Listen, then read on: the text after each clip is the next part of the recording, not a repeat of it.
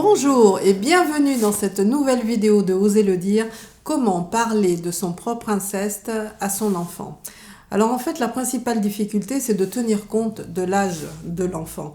Parce que c'est nécessaire de lui dire cette histoire qui est arrivée à son parent pour en arrêter la répétition dans la famille, dans l'arbre généalogique.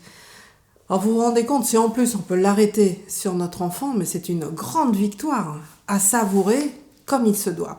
Mais comment lui en parler? Et quand lui en parler?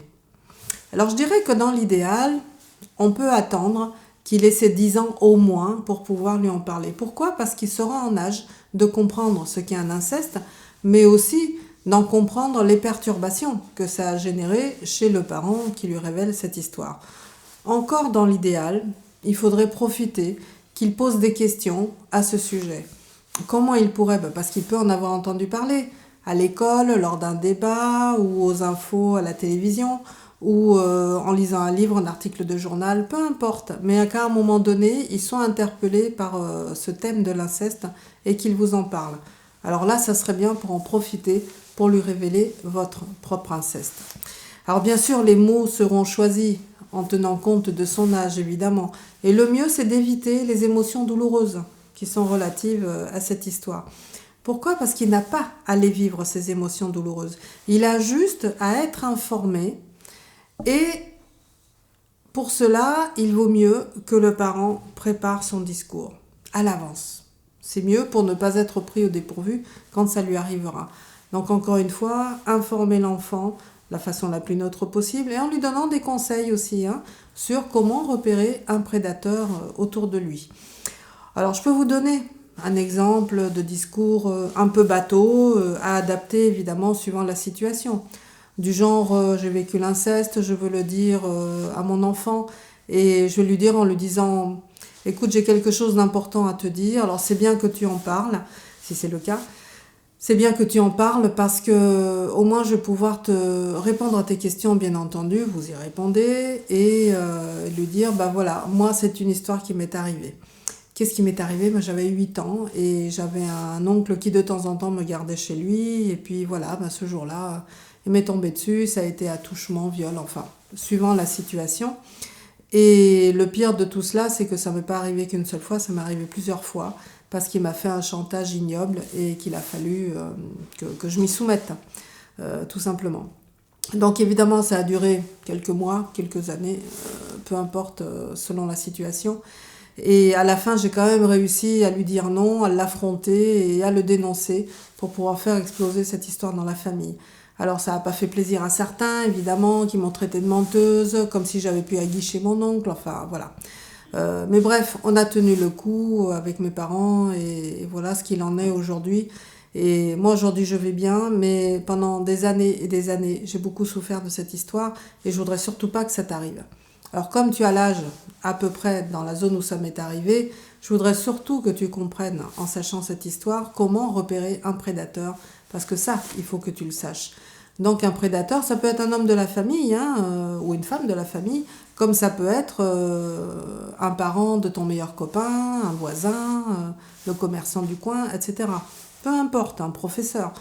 De toute manière, il y a des comportements qui nous permettent de savoir si c'est un prédateur en puissance ou pas. Voilà quel type de comportement. Et là, vous expliquez. Il peut être doucereux, il peut t'offrir des petits cadeaux comme ça alors que c'est même pas ton anniversaire ou ta fête. Il peut t'inviter chez lui, ou alors au contraire être manipulateur ou te faire un peu de mal, user de violence ou de chantage. Voilà, donc vous expliquez la liste de comment repérer un prédateur pour un enfant de façon à ce qu'il sache. Alors bien sûr, l'enfant peut ne pas se sentir concerné, mais au moins il l'a entendu et il saura détecter un prédateur autour de lui. Si vous hésitez, évidemment, vous pouvez tout à fait me dire « mais non, mais il est trop jeune, puis pourquoi je vais l'embêter avec ça? Il a 15 ans, il n'a pas à connaître ça. C'est une histoire qui m'est arrivée, bon basta, j'ai passé le cap. » Bon, rappelez-vous 2 choses. De toute façon, il y a une base dans ces 2 choses, c'est que l'enfant aime toujours son parent ou ses parents, même si les parents le maltraitent. Il les aime toujours, il cherche même à les protéger. C'est ça qui est assez incroyable. Donc de toute façon, l'enfant, si vous êtes dans ce cas-là, ne vous rejettera pas. il entendra votre histoire, le plus neutrement possible évidemment, mais il ne vous rejettera pas. Et il continuera de vous aimer. Il aura de la peine pour vous, c'est tout, mais il continuera de vous aimer. Deuxième chose, c'est que si vous ne le révélez pas, il y a vraiment un très gros risque que votre enfant rencontre un pédophile ou qu'il rencontre une personne incestueuse dans la famille et qu'il ne sache pas parce que vous ne lui avez pas expliqué, tout simplement. Donc à un moment donné, il faut lui dire et lui expliquer. Et ça, rappelez-vous de ces deux choses-là. Votre enfant vous aime et il apprendra de votre histoire. Et puis, vous pouvez terminer également cette information en lui précisant que si jamais il a un doute sur un comportement, sur un agissement d'une personne, surtout qu'il vous en parle, qu'il ne reste pas avec ce doute sans rien dire parce qu'il aura honte ou peur ou quoi que ce soit. Il faut qu'il vous en parle, il faut qu'il se sente en confiance et en sécurité avec vous et soutenu justement parce qu'il a ce doute. Il vaut mieux qu'il y ait un doute, qu'il en parle et puis qu'après réflexion et vérification, ça ne soit pas du tout le cas, qu'il se soit trompé. Il vaut mieux ça qu'il ne dise rien, que tout soit dans le silence et qu'il lui arrive de tomber dans ce piège. Là, ça serait bien la pire des choses parce que le drame, ce n'est pas d'en parler de l'inceste, c'est d'en être victime. Ça, c'est le véritable drame. Et sachez-le, je ne sais pas si je vous l'ai déjà dit dans une précédente vidéo, mais 80% de ma patientèle a été touchée de près ou de loin par l'inceste. 80%, c'est 8 personnes sur 10. Rendez-vous compte. J'en ai parlé aussi à des confrères et des consoeurs, ils affichent exactement le même taux dans leur patientèle. Donc vous voyez, c'est énorme. Et si vous croyez vous croyez seul à l'avoir vécu, c'est faux. Il y en a plein d'autres qui l'ont vécu, mais qui ne disent rien. Alors je vais vous donner un exemple pour l'histoire, une histoire vraie, celle-là. Une de mes patientes qui, dans la conversation de l'entretien, me dit au passage qu'elle avait connu l'inceste petite et voilà ce qui lui était arrivé. Et puis qu'elle avait aussi une fille de 12 ans. Et je lui dis, après étude de l'arbre, suivant les prénoms, etc., que j'ai déjà évoqués, qu'il y avait quand même une forte suspicion que ça arrive à sa fille à un moment donné. Mais non, mais pas du tout, je la surveille, truc-muche. Bon, j'ai dû la convaincre de dire à sa fille cet inceste, en lui disant « Moi, je serai vous, je n'attendrai pas ». Il faut vraiment lui dire. Quitte à ce qu'elle s'emporte ou qu'elle ne se sente pas concernée, on s'en fiche. Mais au moins, elle l'entendra et elle le mémorisera. Et à un moment donné, ça peut tout à fait lui servir. Bon, elle s'est laissée convaincre. Elle a préparé son discours et de ce qu'elle m'a dit quand elle est revenue à l'entretien suivant, voilà ce qu'elle m'a raconté. Qu'elle avait eu comme ça un échange, une discussion avec sa fille, disant voilà, j'ai quelque chose de terrible à te révéler parce qu'il faut que je te le dise, c'est important pour toi et ça me semble important que tu le saches. J'avais 8 ans, voilà ce qui m'est arrivé avec mon oncle. Bon. Et elle lui raconte son inceste. Et elle termine en lui disant, si je te l'explique, c'est pour que tu reconnaisses les comportements d'un prédateur. Donc elle suit exactement les consignes que je lui avais données.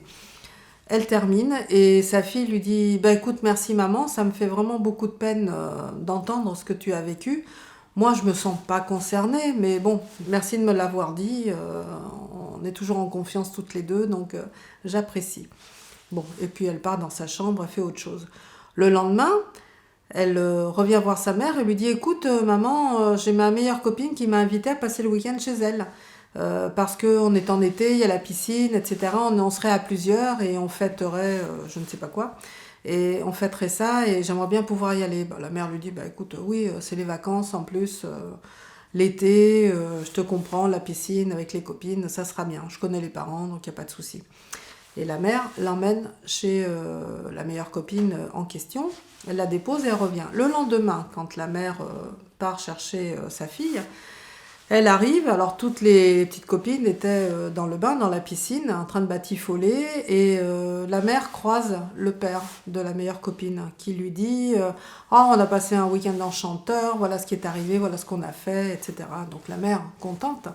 Et de là, sa fille l'aperçoit, elle était dans l'eau de la piscine, elle aperçoit sa mère, elle lui fait un grand signe, elle sort de l'eau précipitamment, elle vient voir sa mère, elle l'embrasse, elle lui dit « Bon, je ramasse toutes mes affaires et puis j'arrive, on part tout de suite. » Il dit « Oui, pas de souci. » Et de là, la mère se tourne vers le père de la meilleure copine pour réengager la conversation en fait. Et elle s'aperçoit que le père était en train de regarder sa fille comme ça.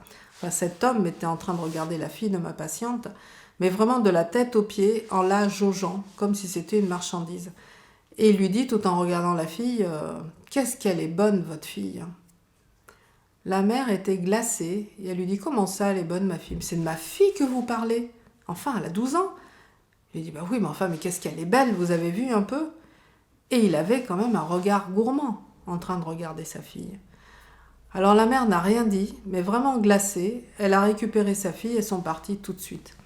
Dans la voiture, la mère questionne la fille en lui disant « Bah alors, comment s'est passé ton week-end? C'était sympa ?» Et la fille lui dit « Oui, c'était sympa. Mais heureusement, maman, que tu m'avais parlé des comportements et des agissements que pouvait avoir un prédateur parce que j'ai reconnu tous ces comportements chez le père de ma meilleure copine. Et en fait, c'était tout ce que tu avais dit. C'était incroyable. D'ailleurs, à un moment donné, parce que je me suis méfiée tout de suite, il nous a dit « si vous voulez aller dans la piscine, les filles, vous allez vous déshabiller dans cette pièce, mais une par une. Comme ça sera plus facile. » Et la fille lui dit « tu sais, maman, j'ai regardé la porte de cette pièce. Il n'y avait pas de clé, il n'y avait rien. » Et bien là, je me suis méfiée. Et moi, je suis allée dans les WC. C'était la seule pièce où il y avait une serrure. Je me suis enfermée à clé. Là, je me suis changée. J'ai mis mon maillot. Et je suis ressortie.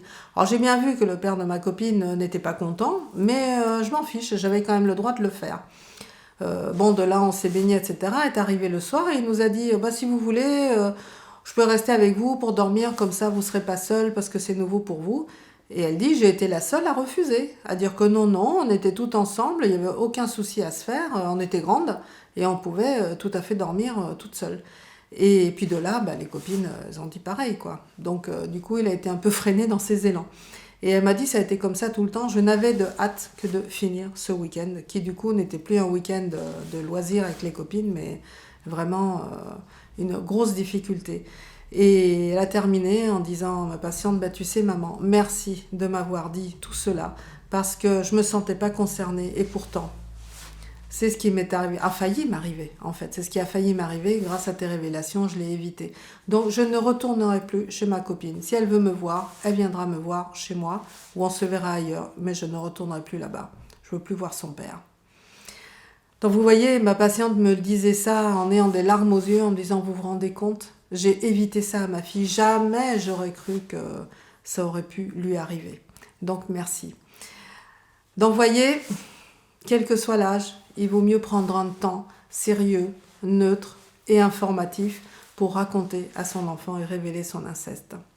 Bien, eh bien écoutez, si vous avez des questions, bien entendu, concernant votre cas personnel ou concernant le thème, il n'y a pas de souci, vous me les envoyez par mail et je vous y répondrai avec grand plaisir. Et puis, si cette vidéo vous a été utile, merci de mettre un pouce bleu et puis de la partager autour de vous parce qu'elle peut être utile aussi à d'autres personnes. Merci beaucoup pour votre fidélité et puis écoutez, je vous embrasse bien fort et je vous dis à très bientôt pour une prochaine vidéo.